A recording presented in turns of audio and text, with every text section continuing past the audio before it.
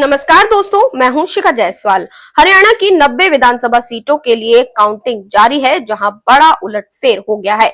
शुरुआत में जहां कांग्रेस को बढ़त मिलती दिख रही थी, तो वहीं अब वो पीछे हो गई है और बीजेपी ने बहुमत का आंकड़ा छू लिया है, जिसको लेकर बीजेपी के सीनियर लीडर अनिल विज ने राहुल गांधी पर करारा तंज कसा और कांग्रेस की हार पर मजे लिए। बीजेपी की इस बढ़त को देखकर हर कोई हैरानी जता रहा है।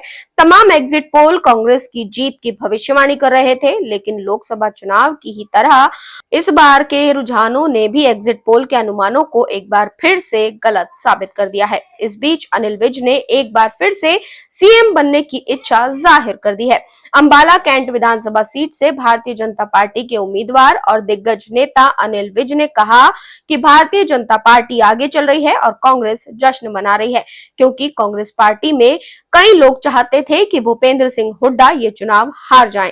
मैं जनता का जनादेश स्वीकार करूंगा।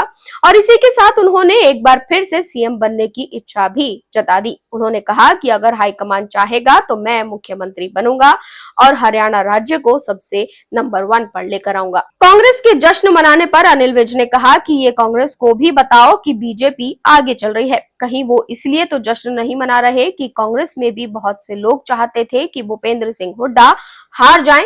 हो सकता हो वही चाह रहे हो।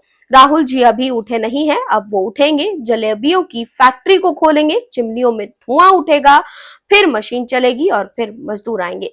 अनिल विज ने कहा कि मैं तो कोई टेंशन नहीं लेता, मैंने तो अपना काम कर दिया है, अब जनता की मर्जी, जनता जो करेगी उसको मैं सिर माथे पर लूंगा।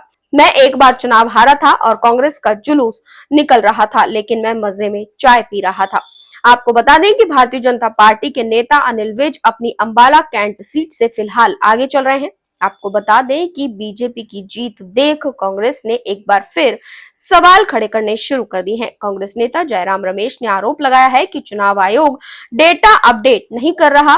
तो वहीं हरियाणा और जम्मू कश्मीर के रुझानों के बीच बीजेपी नेता जेपी नड्डा ने बीजेपी महासचिवों की बैठक बुला ली है और बीजेपी के दफ्तर में हलचल भी बहुत तेज हो गई है। शाम तक हरियाणा चुनाव के नतीजे साफ हो जाएंगे, लेकिन जिस तरह से रुझान आ रहे हैं उसमें तो बीजेपी को बहुमत मिल ही गया है और ये बीजेपी के लिए बहुत बड़ी जीत होगी, क्योंकि हरियाणा में अब तक ऐसा नहीं हुआ कि 10 साल से ज्यादा किसी की सरकार रही हो। अगर बीजेपी ये करने में कामयाब रहती है तो ये बीजेपी के लिए बहुत बड़ी कामयाबी हो सकती है।